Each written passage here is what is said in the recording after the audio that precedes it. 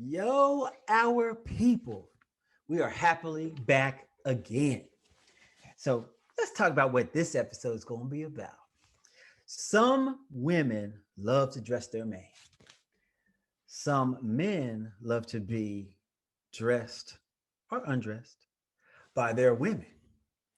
This episode right here is both. This episode right here is about fashion, folk. The ins, the outs, the trends, the non-trends, what we should do, what we shouldn't do. Because guess what, y'all? When men talk, might just want to listen. Want to what? Listen. There you go. Collars, baby. We popping collars tonight. Pop that collar, Sunday. Get a little bit of gasoline. Welcome to another gas This is the 614. I'm gonna set Sunday your Black. face See, we on got fire. one. Yeah. JL, Let's what get up? higher. Let's go. Fiat cash, cryptocurrency, State of the Union. This is black man urgency. This is for God. This is for green. Black fist in the air. If you ever had a dream, hey, what he do? What he say? What they talk about today? Keep it close to the kings. Circled around you. Now that was for dinner. Pay the chef at the kitchen. When men talk, you need to listen.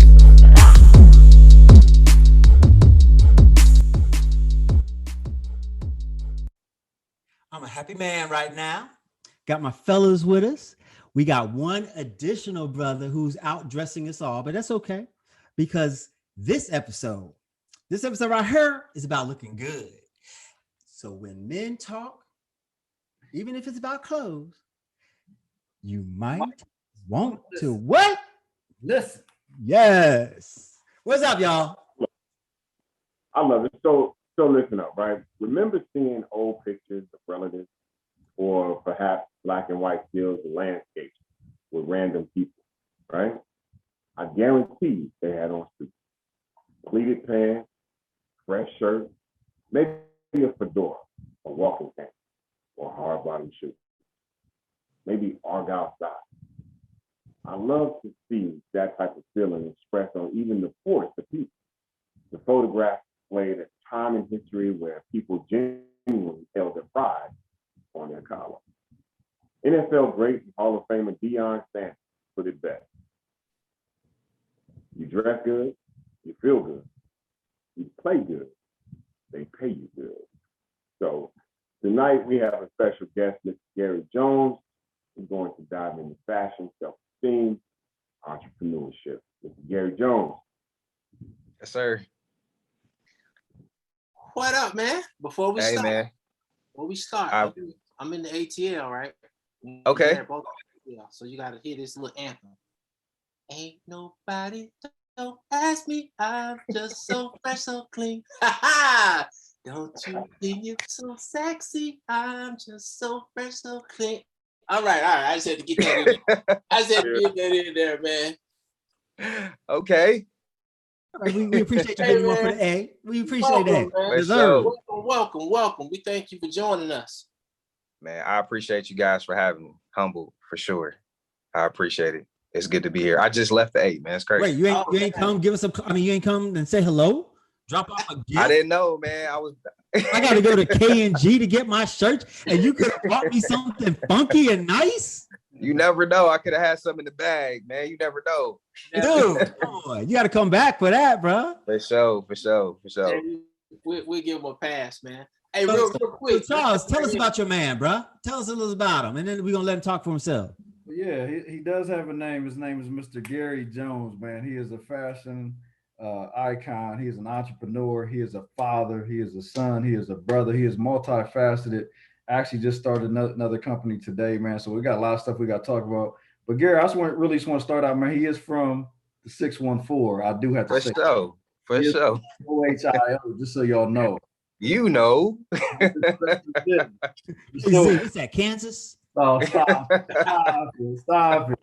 But now, G, tell him I really would like for man, just tell him real quick, how you got started in the fashion game. You know, if you really there. Yeah, man. Fashion for me started honestly just growing up going to church. My mother always took us to church. She always made sure we were in nice clothes. And I took my fashion sense from the men that were the most powerful around me. And so my uncle was an architect and engineer, an Ohio State graduate, and he always came home fresh. Like he would come home, always had a beautiful woman on his arm. I was like, dang, Uncle, always like, I used to think we were sharing girlfriends, man. I always had a nice little shirt on. And so I started to get my sense from men that I felt like were successful.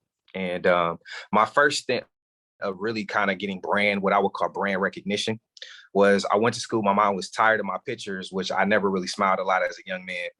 And I always had nice clothes, but I was a lunchtime cowboy, which means I played basketball at lunchtime. And Charlie knows what that means. And so I went to school and I wore a suit just because I wanted my picture to be nice. And I was like, well, it doesn't make sense for me to put it in a bag or carry it all day. I guess I'll just wear it. And I was wearing suits just outside of school. So I put my suit on, I'm on the bus and I'm hearing people chattering. People are making fun of me at first. And then I run into Mr. Osborne, who was our principal, and he called me Mr. Jones for the first time. And so it was the word Mr. that stood out because it made me feel proud. It made me feel like I had respect. And it gave me a little bit more self-esteem. And then I went to the room and then the lady said, Mr. Jones, again, it was a little different tune, you feel me? So I was like, okay, he like it and the girls like it. Nobody else matters at this point, right? And so it's funny because I got invited to be a part of a prom showcase. And how we did our school, or basically there was like 2 periods, we'd be able to get in front of the whole class. So got invited that day to be a part of it, not that physical day, but got the invitation. And so I was working 2 jobs, and how it worked is it was a tuxedo company. And they gave us the option of giving referrals. And from those referrals, you could get a discount. So I walk out in front of the whole class. I had this black and purple lapel tie with a vest on, top hat and a cane. And man, you would think I hit a 3-pointer or made a dunk because, the ladies love me, the girls, it was a nice little situation, And so it made me feel good for the first time. I wasn't a star athlete. I wasn't a standout personality because I was pretty much to myself, but I started to recognize that I did have some connectivity by changing how I dressed. And then I always have friends on different levels. So I'm handing out these tickets. And then I go back to redeem to figure out how much percentage I was going to get. Now, mind you, I'm a single family home. I need all the discounts I can get. I'm paying for my own, tuxedo. And it was like $150. So this office gives me 2 free tuxedos. They're like, listen, I've never had this many people come in, to recommend you. And I'm like, man, this is $300 worth of clothes free, from just telling people and dressing nice. And so that moment forever changed my perspective about clothing. It changed my perspective at the time about who I was. I started to feel different. Like, man, I'm not this guy that can jump out the gym. I'm not the star athlete. I may not even be a 4.0 GPA, but this clothing thing, there's something to branding. There's something to marketing. And there's something to talking to people. And so when that happened, I think that's when the seed was planted. And so that was kind of my start. And then from there, G, real quick, man, just talk about, if you can talk about that just a little bit more, is like, what do you see physically, like mentally change in people when they dress better? Yeah, man, it is the one thing. A haircut and clothes, man, can change instantly. Like you can change how you feel instantaneously. And not only does it change how you feel, it changes how people address you. And it's just the world that we live in.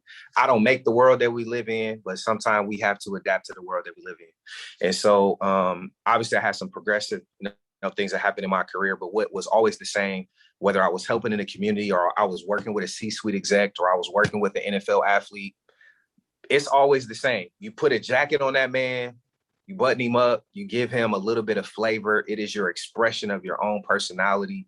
It can almost be, not in a bad way, but it can give you an alter ego, right? And Dion said it best. You look good, you feel good, you play good, they pay good. So if you can just put yourself, and a lot of our men, Black men especially, we grow up in environments that don't allow us to express ourselves, right? It doesn't allow us to be okay to stand in our own skin, to be somewhat different. But clothing is a vehicle that gives you the opportunity to be expressive. It gives you the opportunity to be original. And it gives you the opportunity to, even if you got to go back to your shack, right? But if you come out the house clean, your boy, you're going to get some attention. You're going to have some conversation. Right. And it put me in rooms where I grew up in the hood. Like I grew up we moved a lot. I went to 5 different elementary schools. I never thought I would see, different parts of the world. And clothing opened up the universe to me. It opened up, the opportunity for me to go all across the globe and all across the United States. And it's just been a wonderful opportunity. And all of it wasn't just about clothing, obviously, but the start was people don't listen to you, right? Unless they believe you. And so there's a believability that happens to yourself, right? And there's a believability that you can transfer to somebody else just by changing your mind and by embracing who you're supposed to be. Mhm. That's good stuff, man. Hey, on the earlier story with the top hat and the cane, and you went in front of the group, how old were you then? 16 or 17. I graduated about 17. So 17. So that's the Yeah. And I asked that question because that's really great to hear, because I think that's one of the things that we need to instill in our young men. I'm a firm believer. I never forget my aunt one time had to go up to the school because my cousin was at school acting a fool. And my uncle went up there. He was like, "Look at the boy. That's why he acting a fool. He had a haircut in 2 months. He walked around with that red shirt on. You know what I mean?" Yeah. So he took him and got him a haircut. Went and bought him a new shirt, some jeans, Yes, sir. and some nice kicks. And the next day he went to school and acted like a civilized young man. So, I asked that because as you look at what's going on with the gang relation, and these young men have gotten to a place where they really don't care anymore. They don't have any self-respect. So with them not having any self-respect, we can't expect for them to respect us. So it's like, what can we instill in them? And I think you make a great point that if you make a man feel as though he's being put on a pedestal, especially as black men, man, black men want to be seen. They want to be complimented. They want to be that dude. So that's why when we talk about swag, the black man gonna give you all the swag he can give you. Yeah. So that's good stuff. Yeah, I agree, man. I think there's studies that prove that that's why a lot of people wear uniforms in boarding schools, and they try not to add any distinction, but a lot of it comes from the behavior that comes from putting on the clothing. But I think it is grossly misunderstood. There's a lot of people that push back about the clothing piece, but it's so important that you pay attention because, to be honest with you, it really boils down to respect, no matter where you grow up. Yeah. And if we find a way to relate to this coming generation, and we find a way to relate to them, and even if their style doesn't necessarily is our style, right? There's going to be generational gaps when it comes to that. I always say every 10 years, there's going to be a change in your life, and then you're just going to be who you are, right? So 20s, 30s, 40s, and then, the one guy's going to always try to get his off. But more than likely, you're going to get stuck in your era at a certain point, right? Yeah. But I say that to say we do have an obligation to our community to stand up, to do our best to be relatable, to pay attention, because that's what most of them want. Our young men just want attention. Our young men just want the opportunity to build a bridge, to feel important. And people don't listen to us a lot of times. And a lot of the times their behaviors cry out and they don't know what they're doing or why they're doing it. And I've been that kid that wanted to stand out and really, made decisions earlier to affiliate myself with different people that maybe didn't even line up with my ultimate purpose. But, that identity crisis is real. And some of that can be cut in half by, having a standard and understanding that you're important. So, clothing is just a byproduct, but it's a great start. You got to start somewhere. And that definitely will get people's attention. Here's a question real quick. You had mentioned with the tuxedo shop, right? Mm-hmm. And how old were you in that time? I was probably 17 because I'm an August baby, so 17 or 16 at the time. All right, cool. The reason I mention it is because I think it brings up the importance of individuals that look like us who have businesses or work in businesses that allow internships. And these internships can change the life of a child. So true. I don't think we do it enough. And I don't think that we in our business promote it because we ain't got to pay them. But it does wonders on their resume to say that I even if you're sweeping floors, you could say you handle maintenance. I mean, there's so many things that you can do and you can tweak a resume. Just get the kids in there. Yeah. Just get them I in. agree. Yeah. I agree. Because if somebody showed me the business side, to be honest, I learned from a man that was from Peru. He lived in Los Angeles. And I learned from another guy who was living in DC at the time. And both of these markets are a lot more progressive than Ohio. But what I learned from being an understudy and asking questions and somebody teaching me was I learned, the in-depth part of like what it means to, have fabric and where fabric comes from, what the micron is and what the weight is and what the ounce is.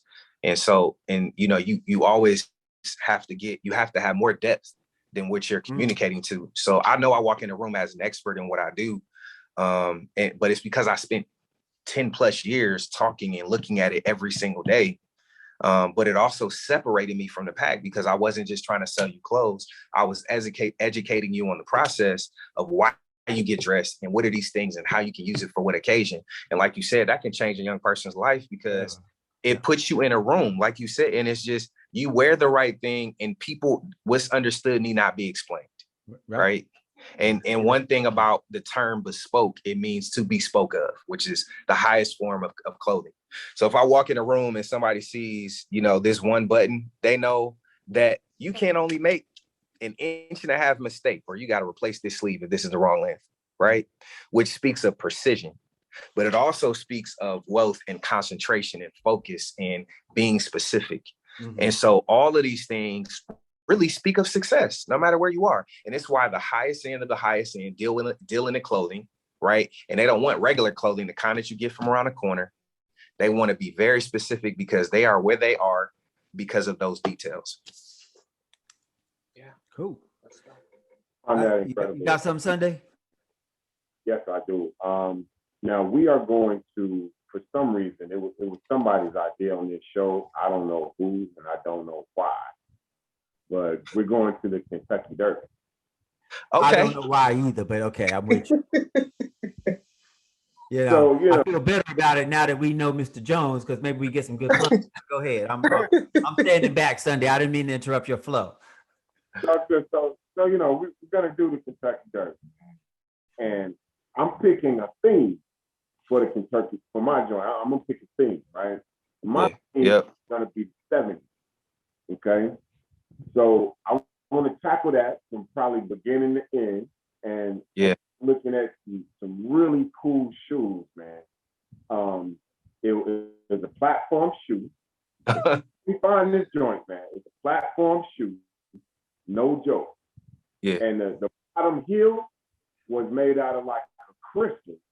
It was a goldfish. I already know that you was going. I'm gonna get you, sucker. Listen, you're a whole nother level of swag, man. Bro. If you could do that, so. Hey, listen, I'm gonna have to make a couple calls Sunday. Let me see what I can pull out for you. My question is, do you want the goldfish moving or not? No, I'm just playing. G, you have to forgive my boy, man. Forgive my. Have you arrested? You got to go live goldfish in that shoe. I'm an animal fanatic. I will call them on you right there and have it filmed. But fish abuse, I ain't having it, bro. You know me. I'm from Miami, folks. We ain't gonna do that to no animals.